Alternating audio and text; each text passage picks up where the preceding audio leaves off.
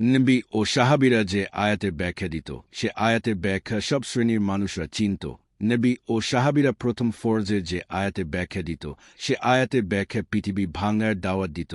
পৃথিবী ভাঙার দাওয়াত দিলে আল্লাহর পরিচয় পাওয়া যায়। আল্লাহর পরিচয় পাইলে অন্তরে আলো আসে। অন্তরে আলো আসলে বিশ্বাস আসে।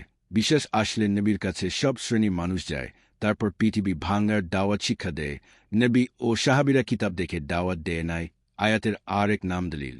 আল্লাহর পক্ষ হইতে পৃথিবীতে যা আসা সব কিছুই দলিল। পৃথিবীটা হলো একটা দলিল। পৃথিবীর ভিতরে কত দলিল, হিসাব ছাড়া দলিল। প্রত্যেক জগৎ থেকে একটা করে দলিলের ব্যাখ্যা দিলে আল্লাহর পরিচয় পাওয়া যায়। সমস্ত দলিলের মালিক আল্লাহ পাক। সমস্ত দলিলের ব্যাখ্যা দিলে আল্লাহর পরিচয়ের দাওয়াত হয়। আল্লাহর পরিচয়ের দাওয়াত শিখলে নূরের দাওয়াত শিখা। নূরের দাওয়াত শিখে নূরের দাওয়াত লম্বা সময় দিলে অন্তর নূরে ভরপুর হয়। সেই নূরের দাওয়াত কোরআন শরীফে নাই। নবী ও সাহাবীরা নূরের দাওয়াত দিয়ে সব শ্রেণীর মানুষদেরকে আলো দিত।